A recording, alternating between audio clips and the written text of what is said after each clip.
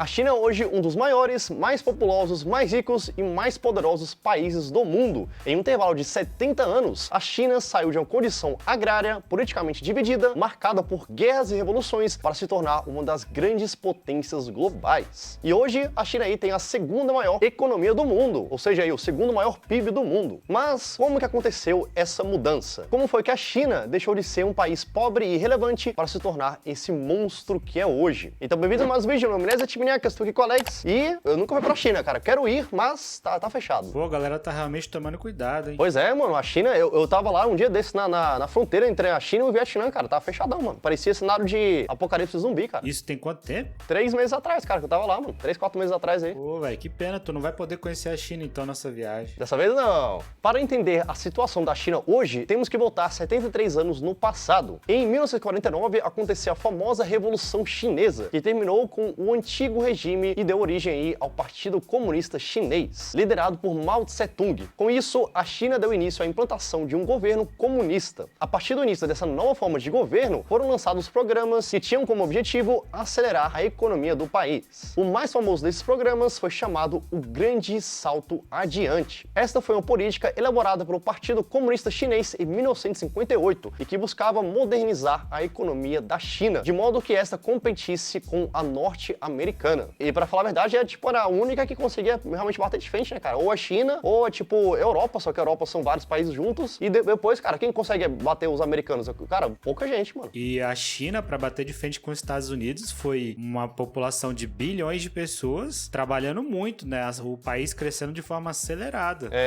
Pra agora, a gente realmente conseguir prever que daqui a X anos a economia vai passar os Estados Unidos. Exato. Para isso, o líder concluiu que os setores da indústria e da agricultura deveriam ser modernizados e desenvolvidos. Mao então anunciou um novo plano de metas, programado para durar de 1958 a 1963. O grande salto adiante partia do princípio de que o crescimento de um setor necessariamente contribuiria para o crescimento do outro. Com esse mesmo objetivo, a China foi dividida em uma série de comunas, propriedades que abrigavam cerca de 5.000 famílias, concentradas no cumprimento de metas. Aos moradores eram dadas ferramentas, animais e etc., pertencentes ao Estado. A vida da população era controlada pelo Estado. Escolas e creches estatais foram instaladas, permitindo aos adultos trabalhar, e era fornecido tratamento de saúde e cuidado aos idosos. Como resultado, os números de aço, carvão, produtos químicos, madeira, cimento e etc. apresentaram aumentos, assim como a produção de grãos e algodão. Ou seja, o Estado falou, fica cada um aqui, vamos todo mundo se juntar, só que meio que separado, e vamos todo mundo, vamos passar os Estados Unidos aí, né, velho? Todo mundo junto, de mãos dadas, né? Caraca, mas o Estado, pra fazer isso aí num país de 1 bilhão de pessoas, tem que realmente controlar a galera, né, velho? Isso aí é uma prática comum nesses países que tiveram essa experiência comunista, que é quando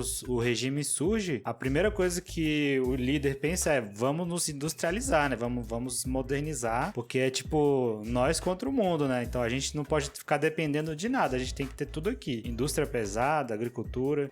Exatamente, mano. No entanto, em 1959, as coisas começaram a dar errado e as comunas começaram a receber tarefas impossíveis de serem cumpridas. E o mais tenso é que caso o cidadão recusasse, poderia ser acusado de ser um reacionário burguês e levado à prisão. Ou seja, a galera não tem escolha, tem que trabalhar aqui pro Estado. Máquinas agrícolas produzidas rapidamente se desgastavam quando usadas. Milhares de trabalhadores foram feridos ao dormir em seus turnos. Além disso, o alimento que os trabalhadores necessitavam desesperadamente não estava sendo colhido. Algumas partes da China foram até atingidas por inundações e em outras a seca era o grande problema. Assim, milhares de pessoas ficaram gravemente doentes como resultado da falta de alimentos. E entre 1959 e 1962, acredita-se que 20 milhões de pessoas morreram de fome ou de doenças relacionadas à fome, cara. Apesar desse desastre, os novos líderes continuaram adotando o regime comunista e conseguiram alguns feitos impressionantes para a época. Em 1964, o país concluiu seu primeiro teste de uma bomba nuclear com a ajuda de parceiros soviéticos. Nos anos seguintes, o regime também conseguiu colocar o seu primeiro satélite no espaço. Mas à medida que o país se desenvolvia tecnologicamente, ele também avançava com mão de ferro contra as pessoas consideradas inimigas da nação. Entre 1966 e 1976, a chamada Revolução Cultural Chinesa promoveu perseguições e punições contra aqueles que o governo considerava culpados pelo fracasso do Grande Salto Adiante. Nessa época, pelotões populares saíram a caçar ameaça de suspeitos de não lutar pelo partido e pela revolução. A perseguição foi especialmente implacável contra intelectuais e professores universitários. Mas a mudança para se tornar a China que conhecemos hoje começou em 1978, sob o comando do líder Deng Xiaoping. Na época, a China era uma nação bastante diferente do que vemos hoje, em que ela se compara aí ao nível dos Estados Unidos e da União Europeia. Ela ainda era um país pobre, com um produto interno bruto de 150 bilhões de dólares e uma população de 800 milhões de pessoas. E hoje, a China tem 1,4 bilhão de habitantes e um PIB de 19,9 trilhões de dólares. Por isso que eu fiquei surpreso, porque, tipo, não chegava nem a 1 trilhão naquela época, era 150 bilhões. Ou seja, não era nem, tipo, 500 bilhões, nem 900 bilhões, nem 1 trilhão, cara. E hoje é quase 20 trilhões, velho. Pois é, a população dobrou, mas o PIB foi multiplicado 100 vezes, né? É, cara, acho que mais de 100 vezes, tipo, quase 200 vezes esse PIB aí, velho. Em comparação aí, o Brasil tem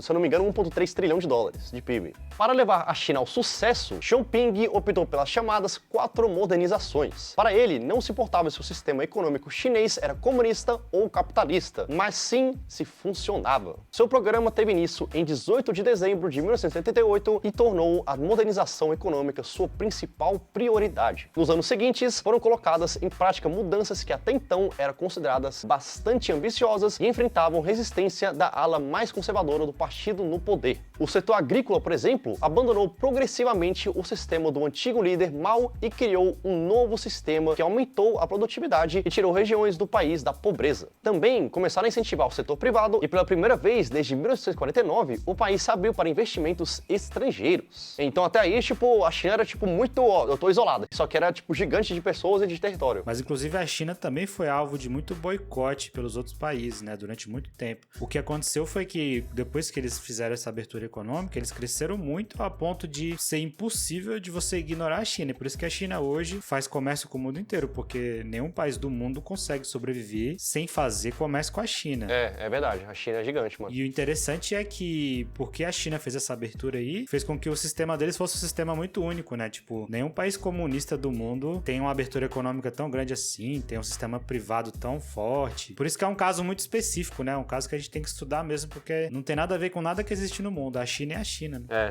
A China é sinistra, mano. Em sua luta para modernizar e fazer crescer a economia, o líder chinês incentivou sua equipe a aprender com as potências ocidentais. Foram criadas também zonas econômicas especiais, como a cidade de Shenzhen, que sofreu uma transformação incrível e hoje é conhecida como Vale do Silício Chinês, cara. E desde 1978, 740 milhões de pessoas saíram da pobreza na China, ou seja, mais da metade, cara. Os números caíram drasticamente. E de acordo com os dados do DNE, Departamento Nacional de Estatísticas, a proporção de pobreza nas áreas rurais caiu 94,4% nos últimos 40 anos. Meus amigos, isso aí para um país de mais de 1 bilhão de pessoas é uma parada muito difícil, cara. Deve ser uma parada muito difícil mesmo, velho. Pois é, isso aí é um feito, realmente. Mano, quando abrir, cara, eu vou pra lá, mano. Assim que abrir, tipo, saiu a notícia lá, a China tá aberta pro mundo, eu vou pra lá e eu vou filmar a China. Deve ser interessante pra caramba, né? Você tá na Ásia e vendo muitas coisas que são extremamente diferentes, né? E a China deve ser um lugar mais diferente ainda, né? Cara, exatamente. Cara, a Ásia é muito massa, velho. A galera tem um preconceito aí, a Ásia é só campo de arroz aí, é ruralzão, cara, não é não, mano. A Ásia, cara, é muito mais avançado do que muito lugar, velho. Cara, muito mais mesmo, velho. Pô, eu imagino, cara, deve ser, tipo, uma viagem que abre sua mente, né? Abre os seus olhos para as coisas diferentes que tem no mundo. Sim, mano, bastante, viu, mano? Muito, muito. Depois de um longo processo, essa abertura ao exterior contribuiu para aumentar a capacidade produtiva da China e incentivar novos métodos de gestão. Depois de um longo processo, as mudanças permitiram que a China conseguisse entrar na Organização Mundial do Comércio, lá em 2001, cara. Ou seja, mais um grande feito para a China. Esse ingresso lhe abriu definitivamente as portas para a globalização e acelerou seu progresso econômico. Assim, em 2008, quando a crise econômica global estourou e o Ocidente aí saiu em busca de novos mercados, a China conseguiu se destacar entre todos os outros e se converteu na fábrica do mundo. Certamente você tem dezenas de produtos made in China na sua casa também, e são prova do tanto de produto que esse país consegue produzir e exportar para o mundo. Apesar do boom econômica, a China luta agora para se descolar dessa função. Ela quer deixar a manufatura para trás para se tornar um país conhecido pela inovação. Apesar do crescimento assustador nas últimas décadas, o país enfrenta uma séria desaceleração. Até 2030, os economistas estimam que o crescimento do país será bastante reduzido. Mas mesmo com essa redução, ainda seria suficiente para superar os Estados Unidos como a maior economia do mundo em poucos anos. Os especialistas economistas dizem que a China vai ultrapassar os Estados Unidos até 2030, cara. Ou seja, muito em breve. Cara, até 2030 a gente vai ver muita coisa, mano. O homem indo pra Lua, Lua. Estão falando até que vão descobrir até vida em Marte aí, mano. Não vida, tipo, ser humano, né? Mas, tipo, micro-organismos em Marte, mano. Imagina se todas essas coisas começarem a acontecer com a China, né? A China descobre a fusão nuclear, a China descobre vida em outro planeta, a China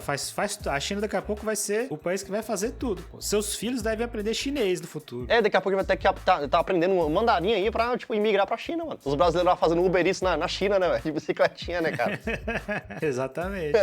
Então assim, meus amigos, que a China vai ultrapassar os Estados Unidos nos próximos anos. Mas eu quero que você ultrapasse o like aí, ultrapasse, se inscreva aí. E até mais, rapaz. Até amanhã!